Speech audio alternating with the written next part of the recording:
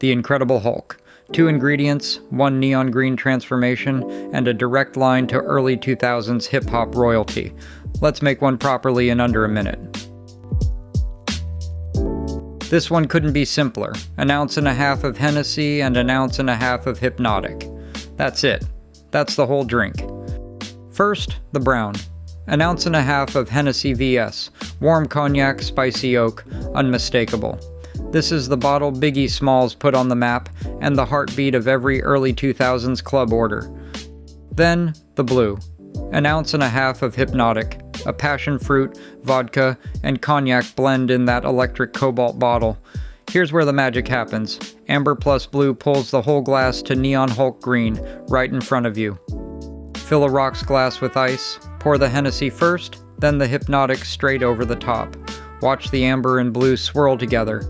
It turns neon green in seconds. Serve immediately. Don't bother stirring. Born on Brooklyn blocks, raised in bottle service booths. The Hulk was the flex of its era. Sip respectfully, and don't make him angry. Come back and sit down for another drink soon.